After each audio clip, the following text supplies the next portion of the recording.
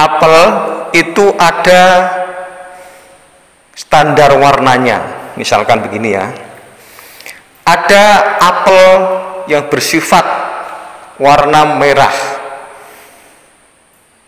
ada apel yang bersifat warna hijau, ada apel yang bersifat warna kekuning-kuning emasan. Semua apel tersebut disebut apel, tetapi standar sifatnya berbeda-beda. Standar tersebut menegasikan sesuatu yang tidak sesuai dengan standarnya. Apel merah standarnya ya merah, apel hijau standarnya hijau, apel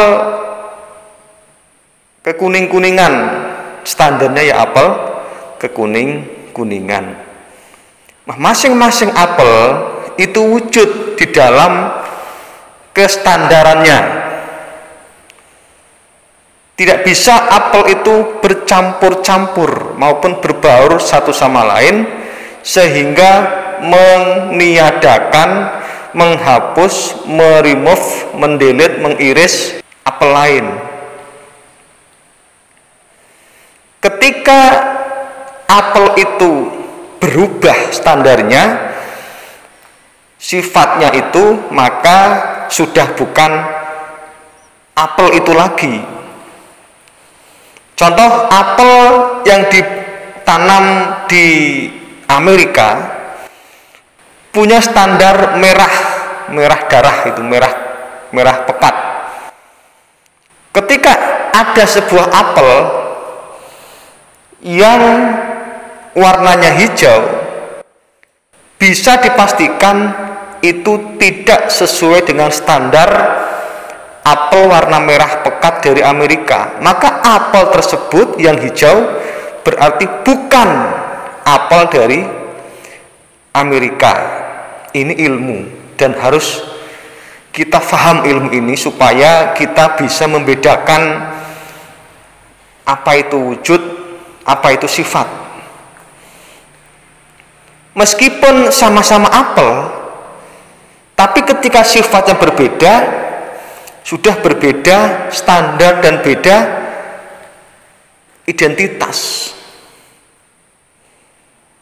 Dalam logika hukum kontradiksi ini berlaku. Tidak bisa kita semrawut.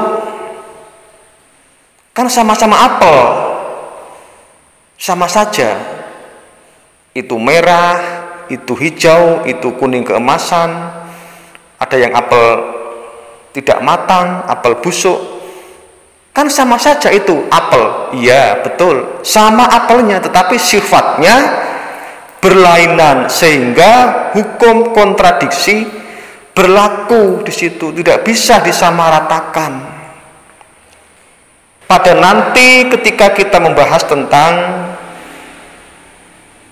keterbatasan dan kemutlakan, sesuatu yang terbatas ya terbatas, sesuatu yang tidak terbatas ya tidak terbatas.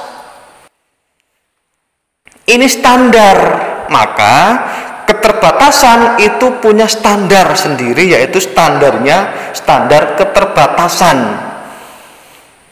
Yang tidak terbatas juga memiliki standarnya sendiri, standar tidak terbatas. Masing-masing standar tidak bisa dicampur adukkan maupun dibaur-baurkan maupun dihilangkan satu sama lain. Ketika sebuah standar itu hilang, maka bukan lagi identitas sebuah wujud. Jadi sifat-sifat itu juga berlaku. Merah itu merah, tidak bisa jadi hijau. Hijau itu hijau, tidak bisa jadi kuning keemasan atau kuning. Standar kuning itu ya kuning, tetap berlaku sepanjang masa. Standar merah itu merah, berlaku sepanjang masa. Yang hijau pun hijau, berlaku sepanjang masa. Dan tidak bisa kita ubah-ubah semau kita, karena akan menghilangkan identitas wujud tersebut. Yang terbatas itu terbatas. Mau bagaimanapun hebatnya terbatas, karena wujudnya terbatas, maka wujud itu tetap terbatas. Mau bagaimanapun itu wujud, kalau dia terbatas ya terbatas. Sifatnya terikat oleh wujudnya. Jadi sifatnya itu terikat oleh wujudnya. Ketika sebuah benda itu terbatas, maka segala sifat-sifat itu wujud di dalam keterbatasannya. Begitu juga ketika sebuah wujud itu tanpa batas, maka segala sifat terikat oleh hukum-hukum tanpa batasan itu atau standarnya.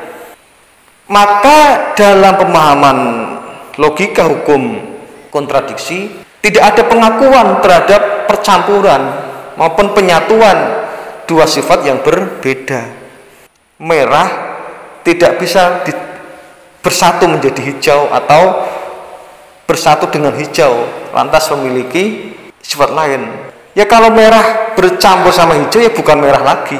Begitu juga hijau bercampur dengan merah bukan hijau lagi. Memiliki bentuk lain, memiliki wujud lain dan sifat lain. Dan ini perlu kita tekankan dan tegaskan, karena supaya kita itu tidak mengalami kesesatan logika. Kalau sudah ada percampuran identitas baik wujud maupun sifat, maka jelas itu akan muncul kesesatan logika. Akhirnya apa? Menjadi premis. Sambungannya berbagai macam hal akan timbul penyimpangan logika. Nah, kalau sudah jadi premis, segala jawaban, kesimpulan dan apapun setelahnya itu menjadi batal harusnya. Sesat. Pertanyaannya pun sesat, konklusi sesat, akhirnya logika setelah pun juga sesat.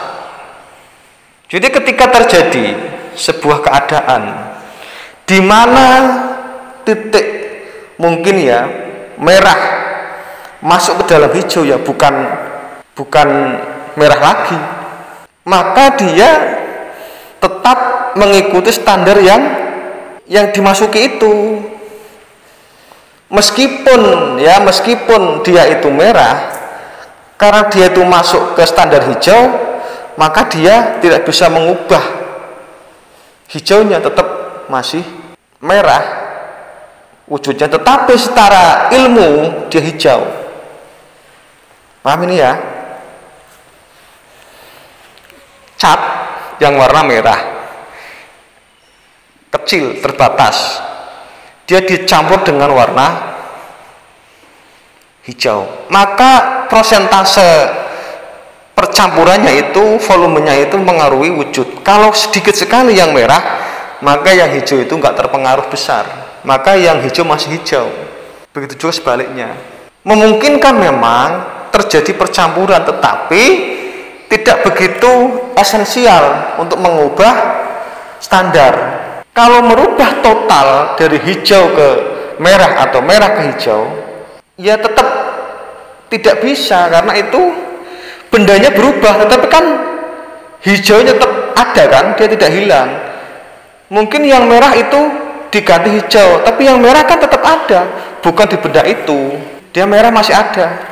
Maka ini jadi kesimpulan bahwa sesuatu wujud itu tunggal sifatnya. Tunggal, hijau itu tunggal, merah itu tunggal, kuning itu tunggal. Tidak bisa campur baur. Ketika campur baur jadi wujud baru yang tunggal juga, warna merah, warna hijau, warna kuning dicampur, maka bukan merah, bukan hijau, bukan kuning, menjadi wujud baru yang tunggal lagi. Yang tunggal itu juga tidak bisa kita samakan dengan merah, hijau maupun kuning. Tunggalnya itu tunggal. Maka ketunggalan wujud itu sebenarnya alami dan abadi. Oleh karena itu, maka yang bisa kita logikakan adalah di sini tentang wujud dan sifat itu tunggal. Wujud dan sifat itu tunggal. Satu ya. Wujud dan sifatnya itu tunggal. Apel merah itu tunggal, apel merah itu. Ketika ada apel hijau ya beda lagi. Ketika beda sifat, maka wujudnya sudah beda juga. Walaupun tetap masih sebuah apel. Secara apel sama, tapi secara apel merah, apel hijau itu berbeda. Begitu juga tentang kemutlakan. Tanpa batas dan kemutlakan itu memiliki standar karakter masing-masing, sehingga tidak bisa menegasikan satu sama lain. Bagaimana kalau muncul intersepsi atau injeksi maupun perpindahan yang tidak terbatas? Itu masing-masing punya garis pemisah dengan yang tanpa batas. Ada garis itu loh. Timur dengan barat itu kan terpisah di tengah-tengahnya itu. Masing-masing ada wujudnya sendiri-sendiri dan memiliki sifat masing-masing juga. Sebenarnya yang tidak terbatas itu tunggal. Karena dia itu tidak terbatas, maka tunggal. Yang terbatas itu secara total juga tunggal, tetapi yang terbatas secara total tunggal itu berlaku pada benda. Kalau alam semesta itu tidak bisa kita katakan satu alam